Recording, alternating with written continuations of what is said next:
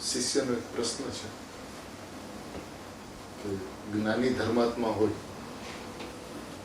એ દ્રવ્યથી પરિણામને સર્વથા ભિન્ન કહે તો બરાબર છે. અનુભવી પુરુષ હોય એમ કહે કે ભાઈ પરિણામ છે દ્રવ્યથી સર્વથા ભિન્ન છે તો એ બરાબર છે, કારણ કે તેમને તો કથનચિતનું જ્ઞાન વર્તે છે. એ સર્વથા ભિન્ન કહે તો બરાબર છે, કારણ કે એમને કથનચિતનું સર્વથા પૂર્વક કથનચિતનું જ્ઞાન એમને થઈ ગયું છે તો કથનચિતનું જ્ઞાન વર્તે છે. પરંતુ અજ્ઞાની પરિણામને સર્વથા ભિન્ન કહે તો તે જોખમનો કહેવાય. એવો પ્રશ્ન છે શિષ્યનો. અજ્ઞાની એમ કે ભાઈ સર્વથા, જ્ઞાની તો સર્વથા ભિન્ન કે કારણ કે એને કથનચિતનું જ્ઞાન વર્તે છે, પણ અજ્ઞાની એમ કે સર્વથા ભિન્ન છે તેમાં જોખમ નથી, એવો શિષ્યનો પ્રશ્ન છે. ઉત્તર: જરાય જોખમ નથી. કથનચિતમાં હતો તે જોખમ હતું. કથનચિતમાં હતો એ જોખમ હતું કે એની અંદરમાં પર્યાયનો પક્ષ થવાની શક્યતા છે. કથનચિતમાં હતો એ જોખમ હતું. સર્વથામાં આવ્યો તો શુદ્ધનયના પક્ષમાં આવ્યો. પર્યાય સર્વથા ભિન્ન છે એના પક્ષમાં આવ્યો તો શુદ્ધનયના પક્ષમાં આવ્યો. જે અનાદિકાળથી શુદ્ધનયના પક્ષમાં આવ્યો જ નહોતો તેણે પરમાગમના આધારથી અને ગુરુગમે પોતાની શ્રદ્ધા મજબૂત કરી છે. પોતાના આત્માના શ્રદ્ધાને પડખેથી નિહાળી રહ્યો છે.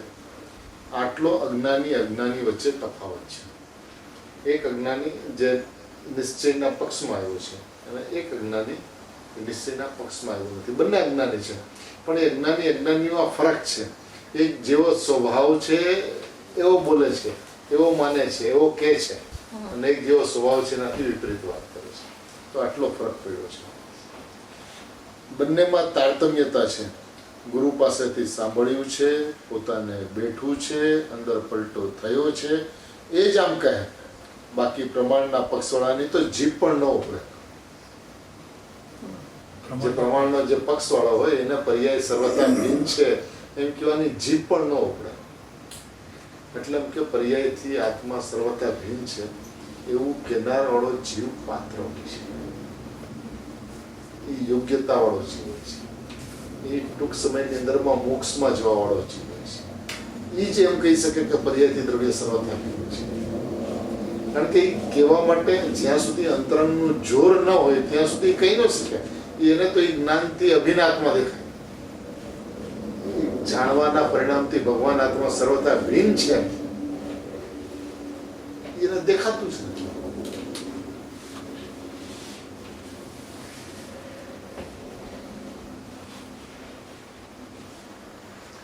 બંધ મોક્ષના પરિણામ મારાથી સર્વથા ભિન્ન હોવાથી હું તેનો કરનાર નથી.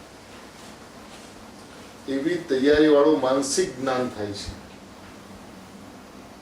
બંધ મોક્ષના પરિણામથી સર્વથા ભિન્ન છે એવી તૈયારી વાળું માનસિક જ્ઞાન બુદ્ધિની અવસ્થાની અંદરમાં મનના સંયોગમાં એવું જ્ઞાન થાય છે. શુદ્ધાત્માની ભાવનાની સન્મુખ થયો છે. આવો જીવ છે શુદ્ધાત્માની ભાવનાની સન્મુખ થયો છે. અર્થાત સવિકલ્પ સ્વસંવેદનની ભૂમિકામાં આવ્યો હોવાથી શુદ્ધાત્માને મન વડે કળી ગઈ છે. આ એક એવો પ્રકાર છે કે આત્માનો અનુભવ થાય એ પહેલા જે પર્યાયને દ્રવ્યથી સર્વથા ભિન્ન માને છે બુદ્ધિમાં, પણ જોર અંદરથી સ્વભાવનું છે, એ એવી ભૂમિકામાં આવે છે જ્યાંથી એને ભગવાન આત્માની ભાવનાથી એ સન્મુખ થયો છે. એટલે પરથી ઉન્મુખ થયેલો અને સ્વભાવની સન્મુખ થયેલો, પરથી ઉન્મુખ થયેલો અને સ્વભાવની સન્મુખ થયેલો એવો જીવ જે છે એને શું થાય છે? એ સવિકલ્પ સ્વસંવેદનની ભૂમિકામાં આવ્યો હોવાથી, સવિકલ્પ સ્વસંવેદન છે વિકલ્પવાળી અવસ્થા છતાં પણ સ્વસંવેદન એટલે એને ભગવાન આત્મા પરોક્ષપણે પણ દેખાય છે. આ ભગવાન આત્મા અને આ ભગવાન આત્મા એવો એને ભાસી જાય છે. અને એ ભાસી જવાથી શું થાય છે? શુદ્ધાત્માને મન વડે કળી લે છે. શુદ્ધાત્માને મન વડે કળી લે છે, જાણી લે છે મન વડે. આત્મા તો શુદ્ધ છે, આત્મા તો પરિપૂર્ણ છે, એવું એના જ્ઞાનની અંદરમાં ભાસી જાય છે. આ અનુભવ પેલાની ભૂમિકા છે. તો પ્રશ્ન પૂછે છે, તને કથનચિત ભિન્ન ભિન્નનું જ્ઞાન થયું છે? તો એ મુદ્દાનો જવાબ આપે છે કે થઈ જશે. સર્વતા ભિન્ન જોરમાં ને જોરમાં થઈ જશે. જેને સંકિત થવાનો સ્વકાળ પાકે તે સર્વતા ભિન્નમાં આવ્યા વિના રહેતો જ નથી. તે કથનચિતનું પડખું છોડી દે છે.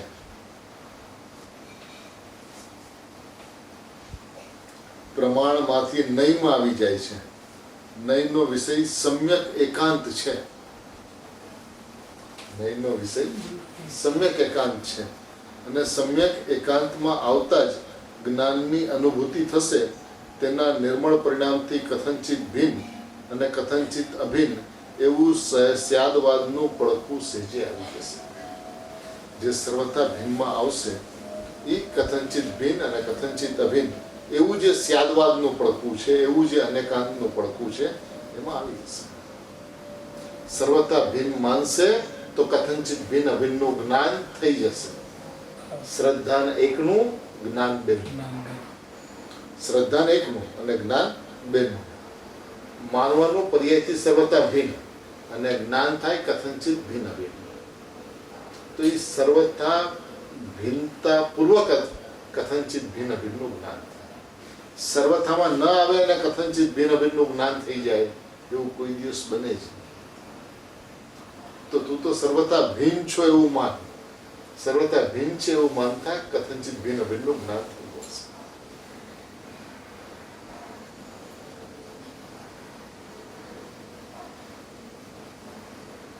પછી પ્રશ્ન પૂછે છે કે સર્વથા ભિન્ન કેનારને દ્રષ્ટિનો વિષય હાથમાં આવી જશે? મુમુક્ષુની ભૂમિકામાં છે. ભાઈ સર્વથા ભિન્ન કે છે તો આત્મા હાથમાં આવી જશે? હા, સર્વથા ભિન્ન કેનારને જ દ્રષ્ટિનો વિષય હાથમાં આવે છે. કથનચિત ભિન્ન અભિન્નના પડખામાં ઉગનારને દ્રષ્ટિનો વિષય હાથમાં આવતો જ નથી. શું કામ નથી આવતો? કારણ કે કથનચિત ભિન્ન અભિન્ન જે છે એની અંદરમાં એની દ્રષ્ટિ પર્યાય ઉપર જાય છે.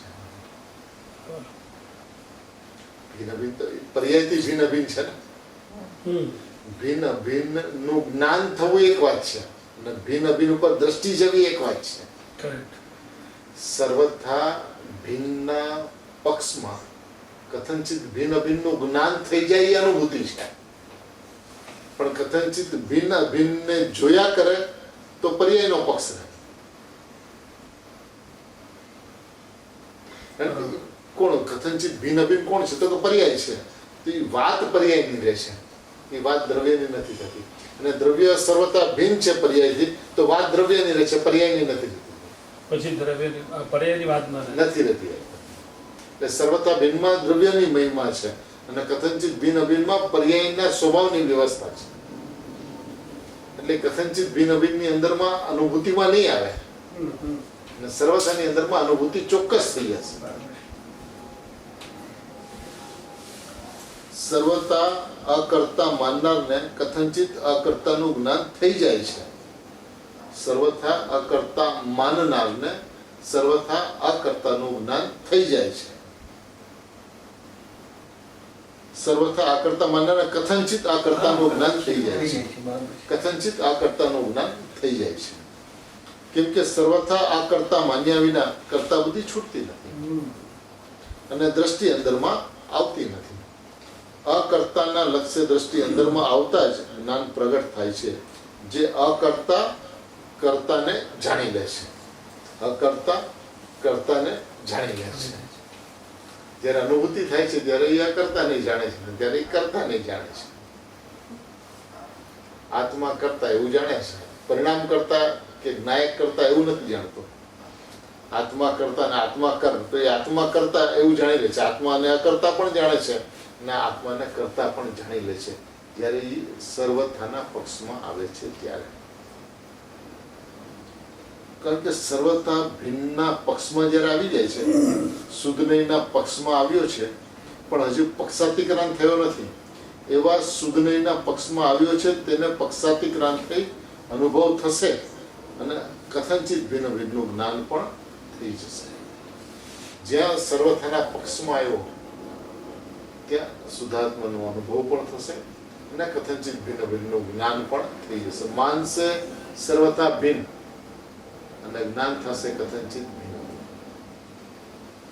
માનવાનું એક ને અને જાણવાનું બે. અહમ એકનું અને જ્ઞાન બે. બેનું અહમ ન હોય, એકનું જ્ઞાન ન હોય. જ્ઞાન એકનું, જ્ઞાન બેનું, અહમ એકનું. હું પણ એક અને જાણવું બે. દ્રવ્ય પર્યાયનું જાણવું થાય અને દ્રવ્યનું માનવું થાય. હું દ્રવ્ય છું એવું માનવું થાય તો દ્રવ્ય પર્યાયનું જ્ઞાન થાય.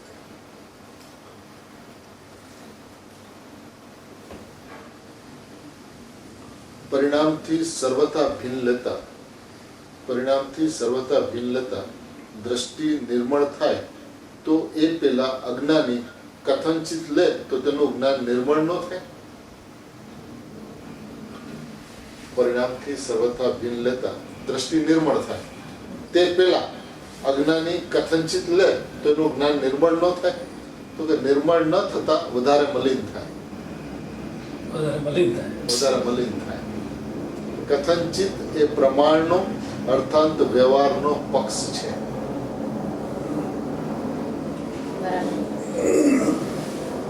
તેથી કથનચિતના બહાને તેને મિથ્યાત્વ દ્રઢ થશે. કથનચિતના બહાનામાં મિથ્યાત્વ દ્રઢ થશે. જ્યારે સર્વથા ભિન્ન લેતા મિથ્યાત્વ ગળવા મળશે. કથનચિતમાં મિથ્યાત્વ દ્રઢ થશે, સર્વથામાં મિથ્યાત્વ ગળવા મળશે અને ગળશે તો ટળશે. એ એકદમ મુદ્દાની વાત છે. મિથ્યાત્વ પાતળું પડશે તો એ ગળી જશે, જે ગળશે તો એ ટળી જશે.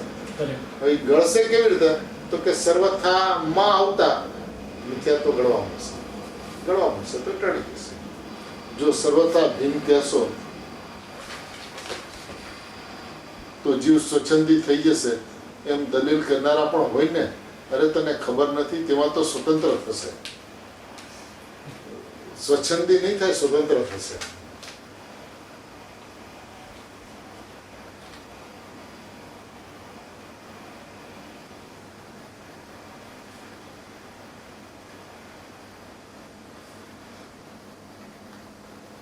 સર્વથા ભિન્ન કહેવાથી આત્મા કેમ જણાય?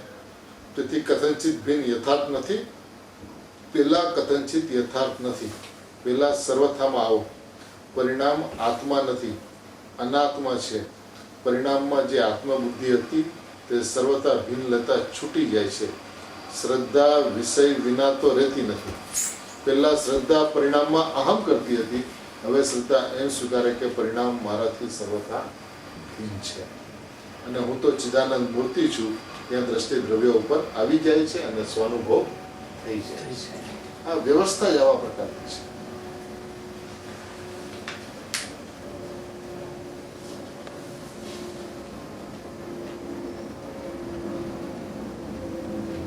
સ્યાદવાદનો પક્ષપાતી એવો તર્ક કરે છે કે ઉભા રહ્યો સાહેબ, જૈન દર્શનમાં સર્વથા ન હોય માટે કથનચિત રાખો. કથનચિત લગાડશો તો અનેકાંત અને સ્યાદવાદ રહેશે. કથનચિત લગાડશો તો અનેકાંત અને સ્યાદવાદ રહેશે. અમારો સ્યાદવાદ જિંદાબાદ છે. અનેકાંત તો જૈન દર્શનનો ટ્રેડમાર્ક છે, તેથી તેનો નિષેધ ન હોય એવો સ્યાદવાદીનો પ્રશ્ન છે. તો એને કહે છે કે સર્વપ્રથમ તો એ બતાવ કે તારી પાસે સ્યાદવાદ આવ્યો ક્યાં? તું સ્યાદવાદી જૈન દર્શનના ટ્રેડમાર્કની વાત કરે છે. અનેકાંતી જૈન દર્શનનો ટ્રેડમાર્ક છે. અમારો સ્યાદવાદ જિંદાબાદ છે, એ બધી તું વાત કરે છે. તો પેલા તો એ વાત કર કે તારી પાસે સ્યાદવાદ ક્યાંથી આવ્યો? કારણ કે સ્યાદવાદનો જન્મ જ અનુભવ જ્ઞાનમાં થાય છે. બરાબર. સ્યાદવાદનો જન્મ જ અનુભવ જ્ઞાનમાં થાય છે અને તારી પાસે અનુભવ તો છે ને, તો સ્યાદવાદ ક્યાંથી આવ્યો તારી પાસે? સર્વપ્રથમ તો એ બતાવો કે તારી પાસે સ્યાદવાદ આવ્યો ક્યાંથી? કેમ કે સ્યાદવાદ એ તો સમ્યક જ્ઞાનનું લક્ષણ છે. વળી અનેકાંત પણ સમ્યક એકાંતનો નાશ કરીને પ્રગટતું નથી. અનેકાંત જે છે એ સમ્યક એકાંતનો નાશ કરીને પ્રગટ થતું નથી. રાઈટ. જેમાં સ્યાદવાદ નથી તેમાં તો સ્યાદવાદ લગાડવા માંડ્યો, તેથી તારી માન્યતા વિપરીત છે.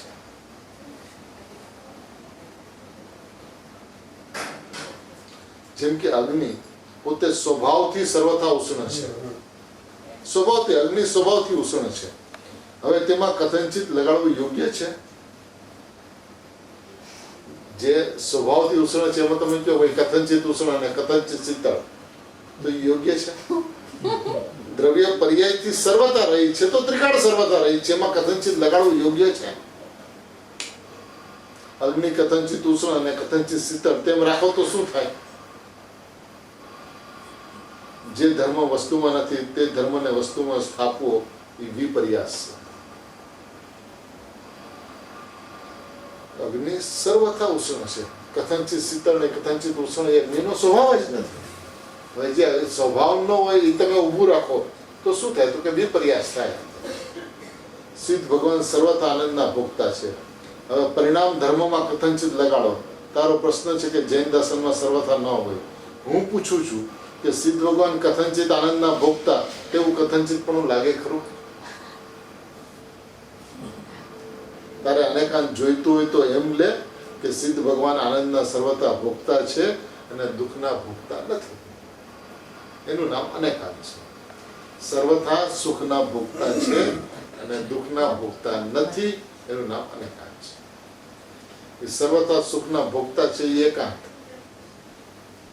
અને એકાંત પૂર્વક ઉત્પન્ન થતું અનેકાંત. સૂત્રને આ લંબી કહે છે કે હું પરમાત્મા છું, તો વ્યવહાર લંબી કહે છે કે કથનચિત પરમાત્મા કહો, નહીંતર એકાંત થઈ જશે. ભાઈએ જવાબ આપ્યો છે.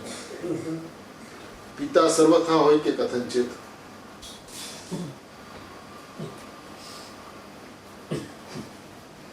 જો પિતામાં કથનચિત લાગે તો પરમાત્મામાં કથનચિત લાગે. પિતામાં કથનચિત ન લાગે તો પરમાત્મામાં કથનચિત ન લાગે. જેને કથનચિત પરમાત્મા દેખાય છે તેને રાગના દર્શન થશે, પરંતુ પરમાત્માના દર્શન નહીં થાય. કથનચિત આગળ કરવા જેવું નથી ભાઈ. કથનચિત સ્વરૂપ સમજવા જેવું છે, પણ જાણીને ભૂલવા જેવું છે. અને સર્વથા સમજવા જેવું પણ છે અને માનવા જેવું પણ છે. એકને જાણીને ભૂલી જાય કે પર્યાય દ્રવ્યથી કથનચિત ભિન્ન ભિન્ન છે, એવું જાણીને ભૂલી જાય. બસ છે પડખું, પણ એને આગળ કરવા જેવું નથી. આગળ તો શ્રદ્ધાનો વિષય સર્વથા છે, એ જ વિષય આગળ કરવા જેવું છે. ગુરુદેવને આગળ પૂછ્યું છે કે સાહેબ આ બંનેની વચ્ચે કેટલી ભિન્નતા છે? દ્રવ્ય અને પર્યાય પૃથક છે. આ ગુરુદેવનો પ્રશ્ન પૂછ્યો છે. દ્રવ્ય અને પર્યાય પૃથક છે? ઉત્તર પૃથક છે. તો શિષ્ય પાછો પ્રશ્ન પૂછે પૃથક? ઉત્તર પૃથક છે. પ્રશ્ન પ્રદેશ ભેદ છે? દ્રવ્ય અને પર્યાયની વચ્ચે પ્રદેશ ભેદ છે? ઉત્તર પ્રદેશ ભેદ છે.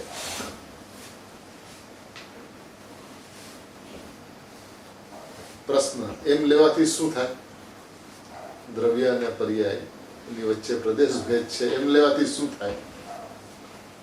ઉત્તર એમ લેવાથી ભેદ થયો તેને સમ્યક દર્શનનું જ્ઞાન યથાર્થ થયું. જે રીતે છે તે રીતે તેને માન્યું. બીજી રીતે માને કે દ્રવ્ય પર્યાયને કરે છે તો એ વસ્તુ સ્થિતિ નથી. એને એમ લીધું તો સાચી વાત થઈ, જેવું સ્વરૂપ છે એવું એને સમજાણ વાત થાય. હવે એમ બીજી રીતે લે કે દ્રવ્ય પર્યાયને કરે છે તે વસ્તુની સ્થિતિ નથી, દ્રવ્ય પર્યાયને કરતું જ નથી. ક્યારે? તો કે કોઈ પણ સમય કરતું નથી. પ્રશ્ન દ્રવ્ય પર્યાયને સ્પર્શતું નથી એમ?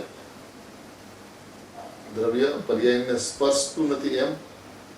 ઉત્તર સ્પર્શતું નથી એવું વસ્તુનું સ્વરૂપ છે.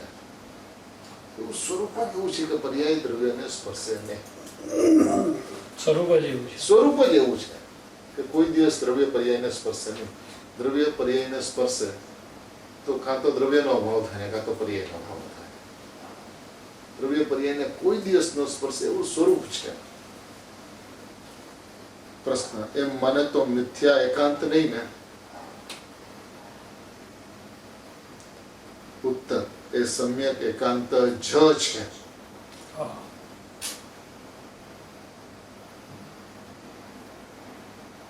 પ્રશ્ન, કથનચિત? પાછું ઉત્તર, એને દ્રવ્યની પર્યાય કથનચિત કઈ છે. દ્રવ્યની પર્યાય કથનચિત કઈ છે, પણ અહીં કથનચિત નહીં. સમયસર ગાથા 320 પણ કથનચિત લીધું છે, પણ એ અપેક્ષાથી છે. બાકી ખરેખર તો પર્યાય દ્રવ્યથી સર્વતા ભિન્ન છે, અને દ્રવ્ય પણ પર્યાયથી સર્વતા નિત્ય અને ભિન્ન છે. દ્રવ્ય પર્યાયથી નિત્ય અને ભિન્ન છે, સદાય ભિન્ન છે, ત્રિકાળ ભિન્ન છે. સાહેબ, તો બે દ્રવ્ય થઈ જશે, એક દ્રવ્યનું દ્રવ્ય અને એક પર્યાયનું દ્રવ્ય. ઉત્તર, દ્રવ્યનું દ્રવ્ય નહીં, આ તો દ્રવ્ય ને પર્યાય બંને તદ્દન ભિન્ન છે. પ્રશ્ન, એક પર્યાયનું દ્રવ્ય થઈ ગયું ને એક દ્રવ્યનું દ્રવ્ય થઈ ગયું, એ બંને વસ્તુ ભિન્ન છે. અહીંયા તો છે, પણ ન્યાયના ગ્રંથમાં એમ કહ્યું છે કે ધર્મ અને ધર્મી એ બે સ્વતંત્ર પોતાથી છે. ધર્મી એવા દ્રવ્યથી ધર્મ નામ પર્યાય છે એમ નથી. ધર્મી એવા દ્રવ્યથી ધર્મ એટલે પર્યાય છે એમ નથી. ધર્મ ને ધર્મી અભેદ છે એમ પણ તો કહીએ છીએ. પ્રશ્ન, ઉત્તર, નહીં. એ પછી અપેક્ષાથી કહેવાય. બે ધર્મો સ્વતંત્ર સિદ્ધ થયા પછી આ પર્યાય દ્રવ્યની છે અને આ દ્રવ્યની આ પર્યાય છે એમ અપેક્ષાથી કથન થાય છે નહીં. એવું ખાલી અપેક્ષાથી કથન થાય કે આ દ્રવ્યની પર્યાય, કે આ પર્યાય દ્રવ્યની છે એવી અપેક્ષાથી કથન થાય, પણ છે નહીં. તો પ્રશ્ન, એ ખોટું કથન પછી? ઉત્તર, એ કથન સદભૂત વ્યવહારનું છે. તો ફક્ત પરથી ભિન્ન બતાવવા કથન કર્યું છે. સદભૂત વ્યવહારનું કથન છે એટલે શેના માટે કથન કર્યું છે? ફક્ત પરથી ભિન્ન બતાવવા માટે કથન કરવામાં આવ્યું છે. આ દ્રવ્ય અને આ પર્યાય અને આ પર્યાય આ દ્રવ્ય ન થયો એમ કહેવાય શું થાય? કહેવાય શું થાય?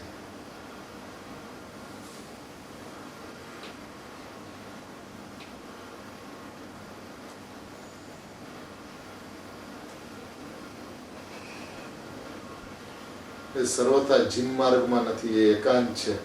આમાં પાઠમાં આવ્યું સર્વથા સ્વદ્રવ્યને સર્વથા સ્પર્શે છે અને વિકલ્પને સર્વથા સ્પર્શતો નથી. બે વખત સર્વથા આવ્યું. સર્વથા છોડતો થકો, પૂર્ણાનંદને સ્પર્શતો, સર્વથા સ્પર્શતો, આસ્વાદતો, વેદતો અને રાગાદી સર્વને સ્પર્શતો નથી. નિયત જેવો છે તેવો સ્વદ્રવ્યને સર્વથા સ્પર્શે છે, વિકલ્પને સર્વથા સ્પર્શતો નથી.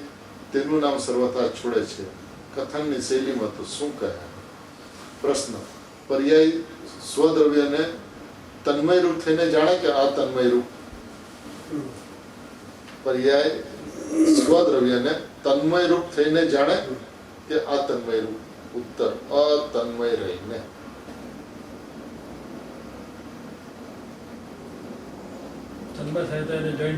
તન્મય થઈને જાણે છે. એનો અર્થ એ કે પર્યાય દ્રવ્ય સ્વભાવ બાજુ વળી છે એટલું. પેલા એ પર્યાય પર બાજુ વળેલી હતી, હવે એ પર્યાય સ્વ બાજુ વળી. એ સ્વ બાજુ વળી એટલે એ તન્મય થઈ એમ કહેવાય છે. બાકી પર્યાય દ્રવ્યથી અતન્મય રહીને દ્રવ્યને જાણે છે. વળવાનો મતલબ લક્ષ નહીં, વળવાનો મતલબ લક્ષ. પેલા આમ ઝૂકેલી હતી, હવે આમ ઝૂકેલી, તો હવે તન્મય થઈ એમ કહેવાય છે. આમ ઝૂકેલી હતી તો શરીરથી તન્મય હતી એમ કહેવાય છે. શરીરથી તન્મય થઈ નથી. આમ ઝૂકી તો દ્રવ્યથી તન્મય થઈ એમ કહેવાય છે. એ દ્રવ્યથી તન્મય થતી નથી.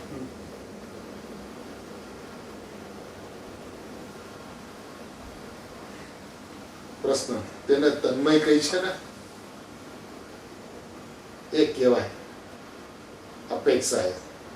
રાગમાં તન્મય હતી એટલે કે તે રાગમાં વળેલી હતી. એ આમ દ્રવ્ય સન્મુખ વળી એટલે તેને તન્મય કહેવાય. પર્યાયમાં રહીને દ્રવ્યને જાણે છે.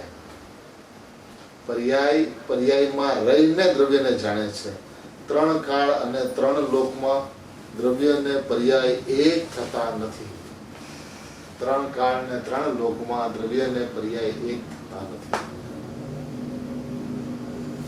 કેટલું ચોખ્ખું સ્પષ્ટ એકદમ દીવા જેવું ચોખ્ખું. એ વળી એટલે એને તન્મય થાય એમ કહેવાય. તન્મય થતી નથી. પર્યાયમાં રહીને દ્રવ્યને જાણે છે. જો પર્યાય દ્રવ્યની સાથે એક થઈ જાય તો પર્યાયના સદપણાનું શું થશે? એ દ્રવ્યની અંદરમાં તન્મય થઈ જાય તો એનું સદપણું ક્યાં જશે?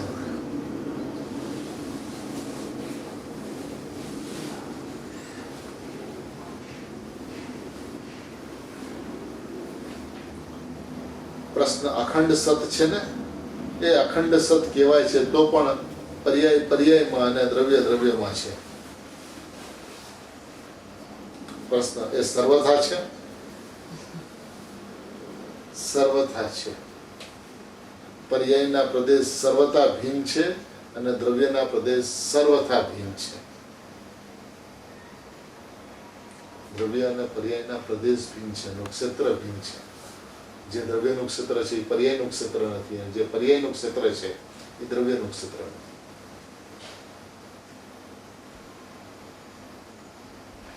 પ્રશ્ન પણ એ અખંડ સત છે ને? ઉત્તર એ અખંડ સત પછી.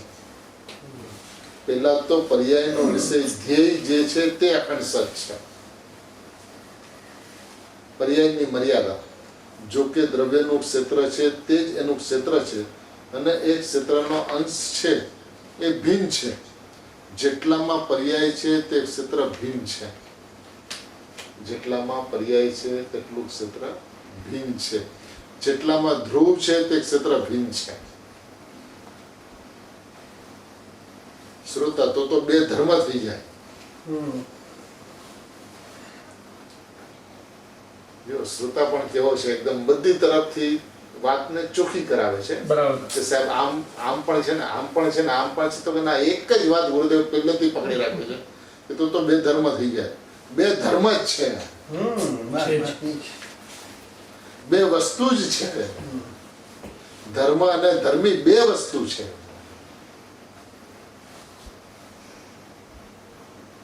એક વસ્તુ છે જ નહીં ભાઈ. તો પ્રમાણથી એક વસ્તુ કહેવામાં આવી છે. ખરેખર તો દ્રવ્ય અને પર્યાય બે વસ્તુ છે. આત્મમીમાંસામાં કહ્યું છે કે ધર્મ અને ધર્મીય નિરપેક્ષ વસ્તુ છે. દ્રવ્ય છે માટે પર્યાય ધર્મ છે એમ નહીં. ધર્મી છે માટે ધર્મ છે પર્યાય છે એમ નહીં. આ તો કેવળ જ્ઞાની પરમાત્માના માર્ગ છે બાપા. લોકોએ સાંભળ્યો નથી આ માર્ગ.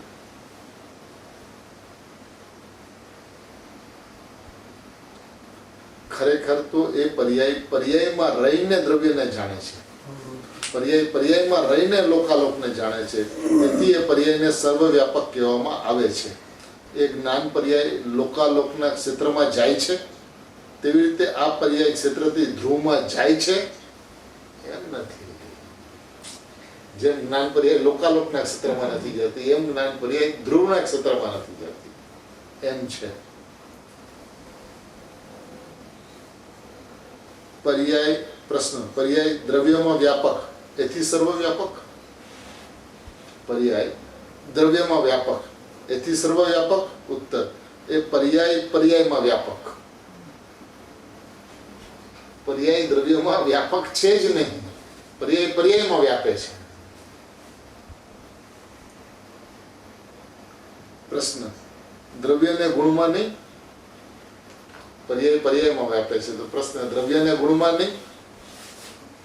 બંનેના વાચક શબ્દ ભિન્ન છે તો બંનેના વાચ્ય ભિન્ન હોય કે નહીં? દ્રવ્ય અને પર્યાય બંનેનો વાચક ભિન્ન છે, તેનું વાચ્ય ભિન્ન હોય કે ન હોય? એક કેવી રીતે હોઈ શકે? વાચક ભિન્ન તો વાચ્ય ભિન્ન.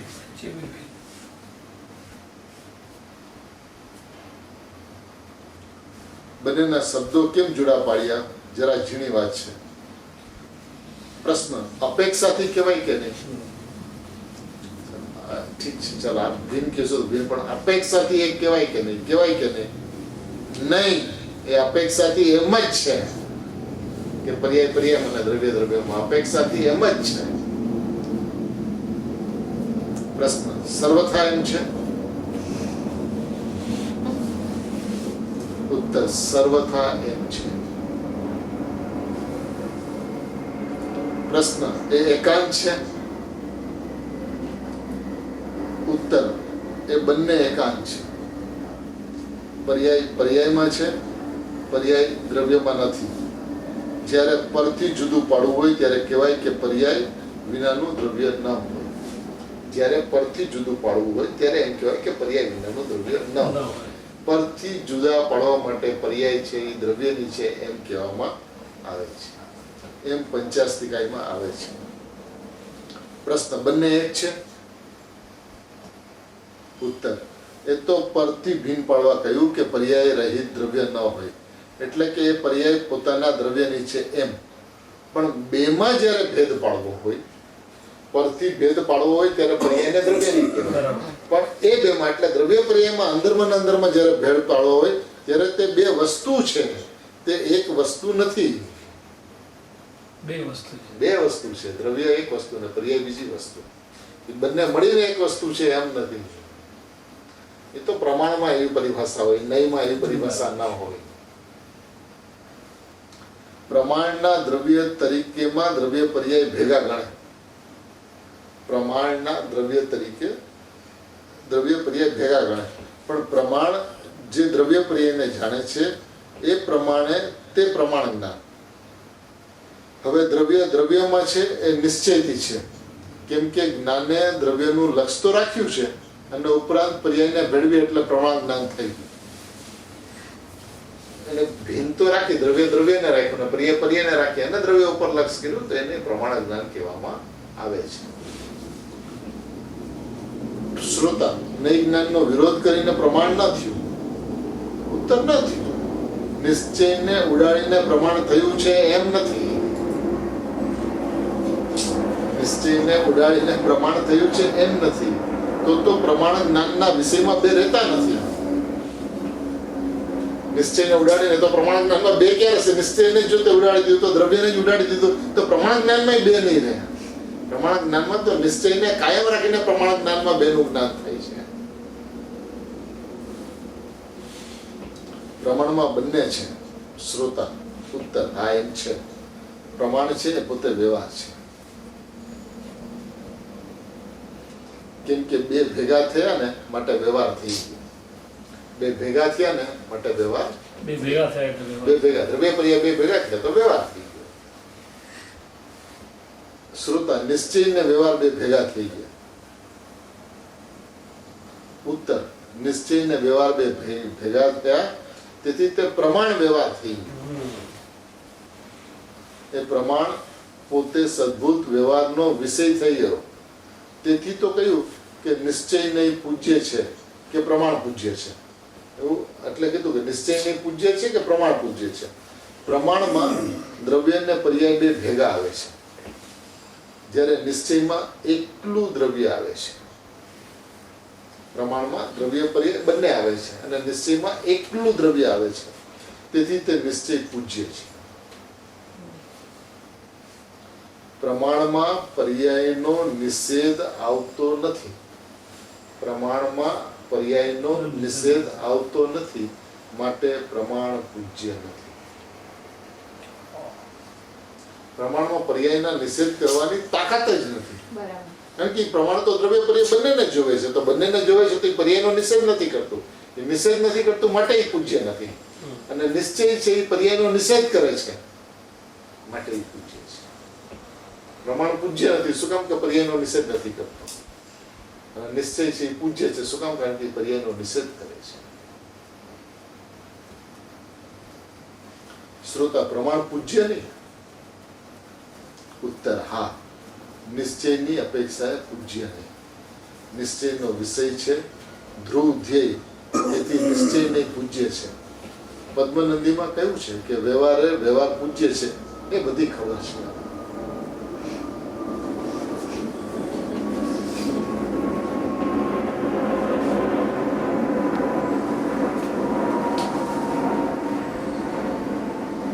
પર્યાય દ્રવ્યથી ભિન્ન કે અભિન્ન? કઈ રીતે?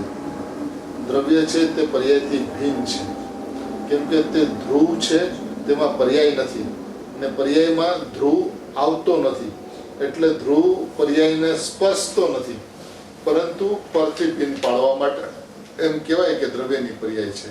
પણ એનો અર્થ એ નથી કે સામાન્ય દ્રવ્ય અને વિશેષ પર્યાય બે ધર્મો એકરૂપ થઈ જાય છે. બંને ધર્મો એકબીજાને સ્પર્શતા નથી. દ્રવ્ય પર્યાયની ભિન્નતા કાયમ રાખીને અભિન્નતાની અપેક્ષા એ વાત કરવામાં આવે છે. પ્રમાણ જ્ઞાનની અપેક્ષાએ, અનુભવ જ્ઞાનની અપેક્ષાએ. પણ એ અનુભવની અંદરમાં પણ બે એક નથી થતા. અનુભવ જ્ઞાનની અંદરમાં અભેદનું જ્ઞાન થયું, પણ અભેદનું જ્ઞાન થઈ ગયું એટલે દ્રવ્ય પર્યાય અભેદ થઈ ગયા એમ નથી. પણ દ્રવ્ય પર્યાય એવો ભેદ, એવો વિકલ્પ ન રહ્યો, એ અપેક્ષા એ અભેદ થયા એમ કહેવાય છે. આ દ્રવ્ય પર્યાય એવો ભેદનો વિકલ્પ ન રહ્યો એટલે એ અભેદ કહેવાય છે, પણ અભેદ થતા નથી. દ્રવ્ય દ્રવ્ય છે ને પર્યાય પર્યાય છે. પર્યાયમાં પર્યાય છે અને દ્રવ્યમાં દ્રવ્ય છે. ખરેખર એક થતા જ નથી, પણ ભેદનો વિકલ્પ ન રહ્યો. એ વિકલ્પ ન રહ્યો એટલે અભેદ થયા એમ કહેવાય છે. અનુભૂતિની વાત કંઈક ઓર છે અને દ્રષ્ટિનો વિષય જે છે એ કંઈક ઓર છે. દ્રષ્ટિનો વિષય તો ત્રિકાળ એકરૂપ છે. અજ્ઞાની જ્ઞાની થાય, જ્ઞાની શ્રાવક થાય, શ્રાવક મુનિ થાય, મુનિ શ્રેણી ચડે, શ્રેણી ચડીને કેવળ જ્ઞાન થાય. બધાની અંદરમાં એ નિશ્ચયની મહિમા છે, નાયકની મહિમા છે, પર્યાયથી રહિત દ્રવ્યની મહિમા છે. જ્યારે અનુભવની અંદરમાં દ્રવ્ય પર્યાય છે, પણ દ્રવ્ય પર્યાય છે એટલે પ્રમાણ જ્ઞાન છે, પ્રમાણ જ્ઞાન છે એટલે સ્યાદવાદ છે, સ્યાદવાદ છે એટલે અનુભવની અંદરમાં સ્યાદવાદનો સદભાવ છે. પરંતુ એનો અર્થ એ બંને એક થઈ જાય છે એમ નથી.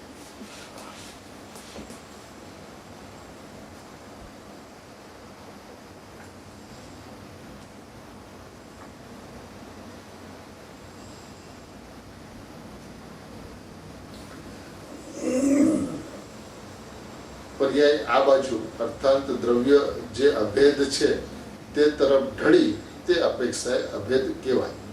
બાકી પર્યાય તો દ્રવ્યથી ભિન્ન રહે છે. અભેદમાં પર્યાય ક્યાં છે? પર્યાય તો ભિન્ન રહીને અભેદની દ્રષ્ટિ કરે છે. પર્યાય તો ભિન્ન રહીને અભેદની દ્રષ્ટિ કરે છે. તે નિશ્ચય દ્રષ્ટિ છે. ભિન્ન રહીને અભેદની દ્રષ્ટિ કરે છે તે નિશ્ચય દ્રષ્ટિ છે. દ્રવ્યમાં પર્યાય ભેળવી દો તો વ્યવહાર થઈ જાય, ભેદ દ્રષ્ટિ થઈ જાય. પર્યાય તો પર્યાયમાં રહે છે, માટે અપેક્ષા સમજવી જોઈએ. દ્રષ્ટિ ફેરે અજ્ઞાનીને ફેર લાગે, પણ આ સત્ય કહેવાય છે.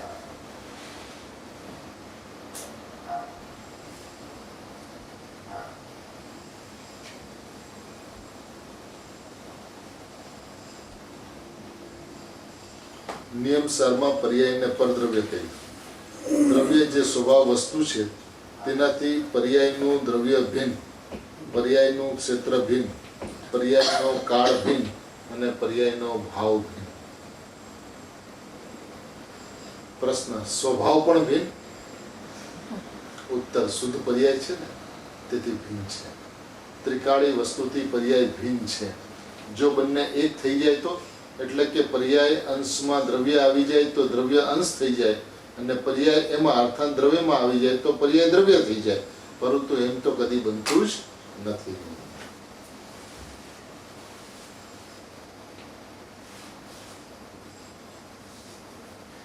પરની અપેક્ષાએ પર્યાય વિનાનું દ્રવ્ય નથી, પરંતુ સ્વની અપેક્ષાએ પર્યાય વિનાનું જ દ્રવ્ય છે. પર્યાય ને દ્રવ્ય બે ભિન્ન સત્તા છે. પર્યાય ને દ્રવ્ય બે ભિન્ન સત્તા છે. ખરેખર તો પર્યાયને દ્રવ્ય સ્પર્શતું જ નથી, વ્યક્તને અવ્યક્ત સ્પર્શતું નથી. આવા ભગવાનને લક્ષમાં લેનારી પર્યાય પણ વસ્તુમાં આવતી નથી. એકદમ દીવા જેવું ચોખ્ખું છે. દ્રવ્ય અને પર્યાયમાં ભેદ છે. દ્રવ્ય અને પર્યાયમાં સર્વથા ભેદ છે. દ્રવ્ય સર્વથા ત્રિકાળી નિત્ય છે અને પર્યાય સર્વથા અનિત્ય છે. દ્રવ્ય કથનચિત નિત્ય અને કથનચિત અનિત્ય એમ નથી. પર્યાય સર્વથા દ્રવ્યમાં અર્થાંત ત્રિકાળી ધ્રુવમાં નથી, પણ પર્યાય પર્યાયમાં તો છે. પર્યાય પર્યાયમાં પણ નથી એમ નથી.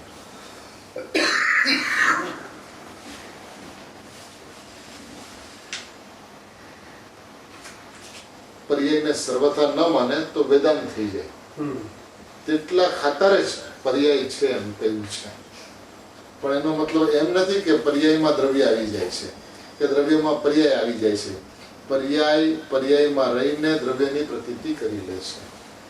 પર્યાય પર્યાયમાં તો છે પણ દ્રવ્યમાં નથી. ગજબની વાતો છે. શ્રોતા કોણ છે ભાઈ? શ્રોતા અલગ અલગ સમય અલગ અલગ શ્રોતાના પ્રશ્નો છે. તો કોઈના નામ નથી લીધા. પ્રશ્ન કડક છે પાછા. હા, એકદમ.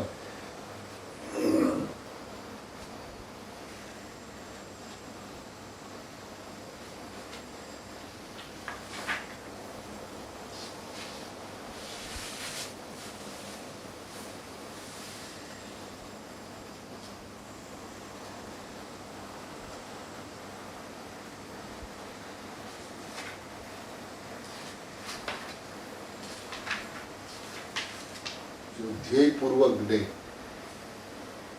સમ્યક એકાંત પૂર્વક સમ્યક અનેકાંત, અકર્તાના લક્ષ પૂર્વક કર્તા કર્મની અભેદતા. પેલા ધ્યેયપૂર્વક જ્ઞેયને માનનાર, ધ્યેયપૂર્વક જ્ઞેય એ તો માનવાની વ્યવસ્થા છે કે તમે ધ્યેયપૂર્વક જ જ્ઞેય થાય એવું માનો. ધ્યેયપૂર્વક ને જૈન દર્શન એ કેવું છે, વિતરાગની જે ધારા છે ને એ શું કહે છે કે આત્માથી ધ્યેયપૂર્વક જ્ઞેયને માનનારો હોવો જોઈએ. પહેલી વાત. બીજી વાત, સમ્યક એકાંત પૂર્વક સમ્યક અનેકાંતને જાણનાર. સમ્યક એકાંત પૂર્વક સમ્યક અનેકાંત, સમ્યક એકાંત પૂર્વક જ સમ્યક એકાંતને જાણી શકાય. સમ્યક એકાંત વગર સમ્યક અનેકાંતનો જન્મ જ ન થાય. શ્રીમદજીએ કીધું છે અનેકાંત પણ સમ્યક એકાંત એવા નિજ પદની પ્રાપ્તિ સિવાય અન્ય હેતુએ ઉપકારી નથી. સમ્યક એકાંત પણ અનેકાંત પણ સમ્યક એકાંત એવા નિજપદ, પોતાનું નિજપદ કેવું છે, સમ્યક એકાંત છે. સમ્યક એકાંત એવા નિજપદની પ્રાપ્તિ સિવાય અન્ય હેતુએ ઉપકારી નથી.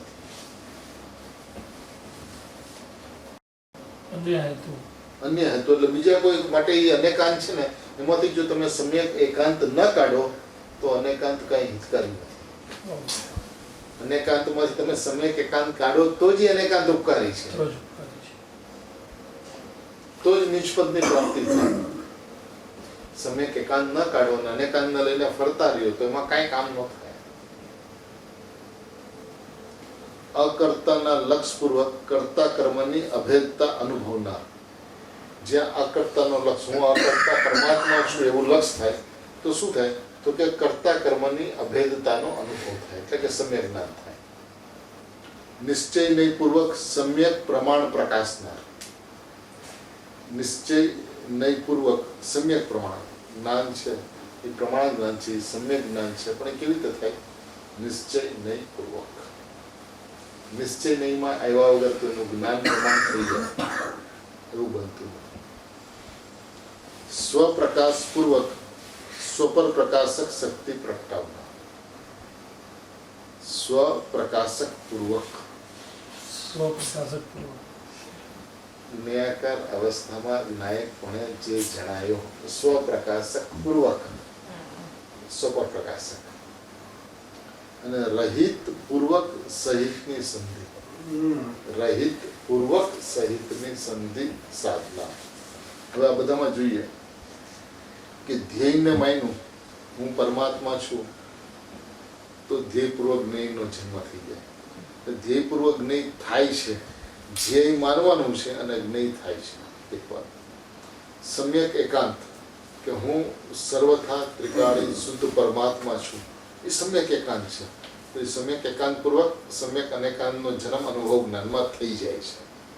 માનવાનું ધ્યેય ને થાય જ્ઞેય, માનવાનું સમ્યક એકાંત ને થાય સમ્યક અનેકાંતનો જન્મ. અકર્તાના લક્ષ પર હું ત્રિકાળી અકર્તા છું એવા લક્ષની અંદરમાં પરિણામી કર્તા કર્મનું અનન્યપણું થઈ જાય છે. નિશ્ચય નયપૂર્વક હું શુદ્ધાત્મા છું એવો નિશ્ચય નયપૂર્વક સમ્યક પ્રમાણ જ્ઞાન થઈ જાય છે. સ્વપ્રકાશક પૂર્વક નાયક જ જણાય છે, નાયક જ જણાયો, નાયક જ જણાયો, નાયક જ જણાયો. સ્વપ્રકાશક પૂર્વક સુપર પ્રકાશક સમજાઈ જાય છે, અનુભવાઈ જાય છે. વ્યવહારમાં જેમ છે તેમ એની શક્તિ ખ્યાલમાં આવી જાય છે. રહિત પૂર્વક સહિત, રહિતમાં એવો તો સહિત થઈ જાય છે. એટલે આ આખી જે વ્યવસ્થા છે ને, બીજો ભાગ જે છે ને એ થવા વાળી વ્યવસ્થા છે. અને પેલા ભાગમાં આવે તો બીજો ભાગ એમને ઉત્પન્ન થઈ જાય છે. બીજો ભાગ ફળ રૂપે મળે છે. પેલો ભાગ છે એ મૂળ છે. શું છે? ધ્યેય મૂળ છે, સમ્યક એકાંત મૂળ છે, અકર્તા મૂળ છે, નિશ્ચય નહીં મૂળ છે, સ્વપ્રકાશક મૂળ છે, રહિત મૂળ છે.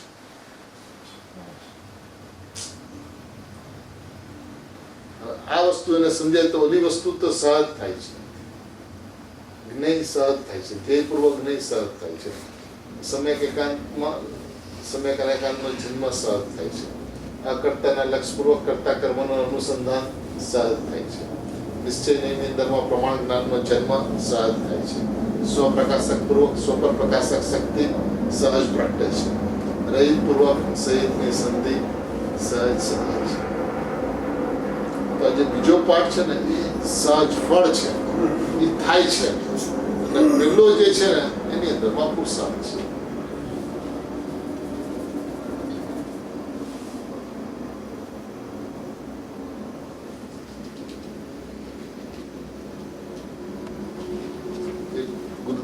જીવનનો એક બહુ પ્રસંગ ભાઈની સાથે સરસ બનેલો હતો. એનું આમાં આપ્યું છે કે પૂજ્ય ગુરુદેવ શ્રી તો શાસનના સ્થાપક હતા. આ શાસનના સ્થાપક વાળી વાત સવાર આપણે પૂજ્ય ગુરુદેવ શ્રી તો શાસનના સ્થાપક હતા. તેથી તેમનો પ્રભાવના યોગ મોટા આચાર્ય જેવો પ્રવર્તતો હતો. મોટા આચાર્ય સમર્થ આચાર્ય એના જેવો એમનો પ્રભાવના નો યોગ હતો.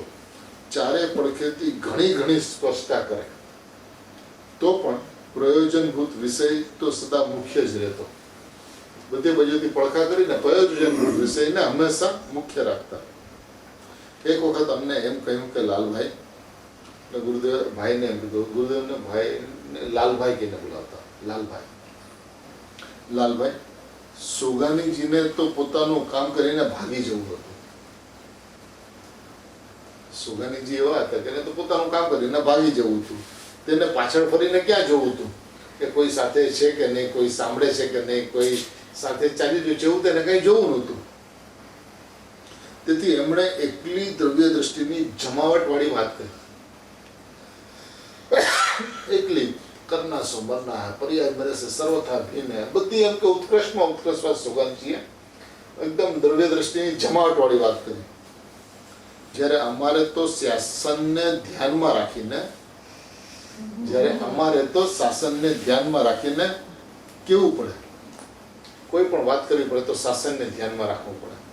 તો શું કરવું પડે કે તેથી આગળ જ્ઞાન, પાછળ જ્ઞાન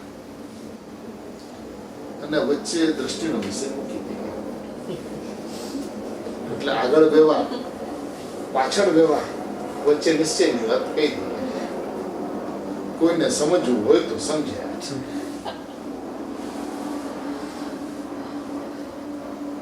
મને મનમાં થયું કે કાહન કનૈયા તારી આ લીલાને કોણ ઓળખશે?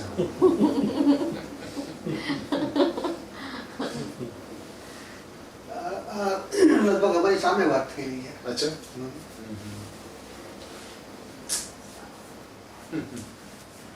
સામે ભાઈ વાત કરેલી. બરાબર.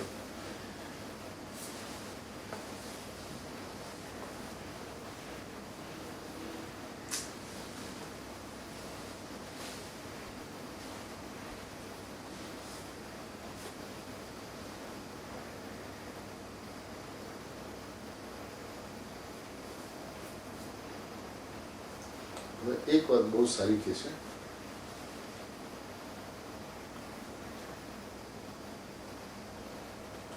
દ્રવ્ય પરિણામને કહે છે કે તું પરિણામ, દ્રવ્ય પરિણામને કહે છે કે તું એટલે હે પરિણામ દ્રવ્યમાં સમાયેલી જ રહે, દ્રવ્યમાં સમાયેલી રહે. દ્રવ્યમાં સમાયેલી જ રહે, નવા નવા ઉત્પાદ રૂપે ન થા. ત્યારે પર્યાય કહે છે ઉત્પન્ન થવું તો મારો સ્વભાવ છે. એમાં મારી અને તારી બંનેની પ્રસિદ્ધિ થાય છે. હું સમય સમય થાઉં છું, એમાં મારી અને તારી બંનેની પ્રસિદ્ધિ થાય છે. જો હું ઉત્પાદપણે નહીં પ્રગટું તો ન તો તારી પ્રસિદ્ધિ થશે અને ન તો મારી સિદ્ધિ થશે. જો ઉત્પાદપણે હું પ્રગટ નહીં થાઉં તો તારી પ્રસિદ્ધિ નહીં થાય અને મારી સિદ્ધિ નહીં થાય. મારી સિદ્ધિ અને તારી પ્રસિદ્ધિ સમય સમય હું નવી ઉત્પન્ન થાઉં છું એમાં જ છે. જો હું ઉત્પાદપણે નહીં પ્રગટું તો ન તો તારી પ્રસિદ્ધિ થશે અને ન તો મારી સિદ્ધિ થશે. તેથી હું તો ઉપજી સજ અને બંનેની પ્રસિદ્ધિ કરતી તારામાં જ સમાઈ જઈશ. સમર્પણતા તો તને જ કરીશ, ઉત્પન્ન થતી સમર્પણતા તો તને જ કરીશ.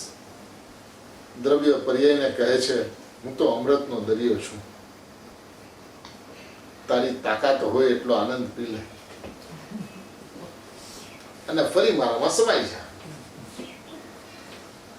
નિર્મળ પરિણામનું મોજું ઉડતું, નિર્મળ પરિણામનું મોજું ઉડતું દ્રવ્યમાં વ્યાપ્ત થઈને અભેદ થઈને આનંદને ભોગવે છે, છતાં પૂરા દ્રવ્યને ભોગવી શકતું નથી.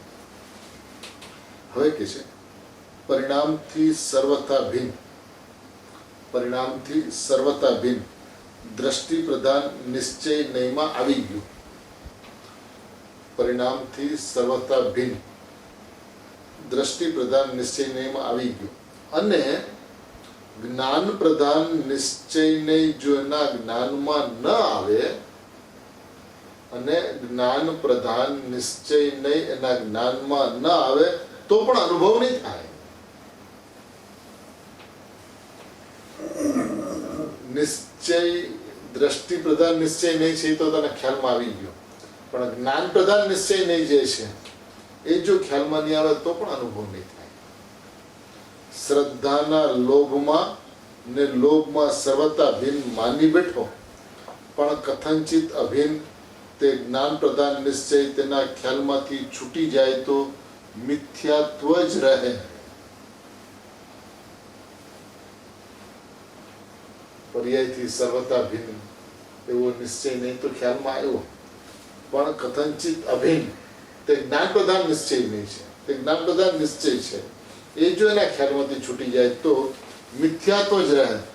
સમ્યક જ્ઞાન ચંદ્રિકામાં ટોડરમલજી સાહેબે દ્રવ્યાનું યોગના પક્ષપાતીને સૂક્ષ્મ અભ્યાસીમાં નાખ્યો છે અને જ્ઞાન પ્રધાન નિશ્ચયમાં પરિણામ દ્રવ્યથી અભિન્ન થાય છે. જો પરિણામ દ્રવ્યથી અભેદ ન જ થાય તો શુદ્ધ પર્યાયનો વ્યવહાર જ ઉત્પન્ન થતો નથી. જો ક્ષણિક પણ જો અભેદ ન થાય તો શુદ્ધ પર્યાયનો વ્યવહાર જ ઉત્પન્ન નહીં થાય. એ શુદ્ધ પર્યાયનો વ્યવહાર જ ત્યારે ઉત્પન્ન થશે જ્યારે એની અંદરમાં ક્ષણિક અભેદ થશે. એ ક્ષણિક અભેદ થશે એટલે શું ભાઈ? મર્ક્યુરી હોય, મર્ક્યુરી પારો એને તમે હાથમાં રાખો,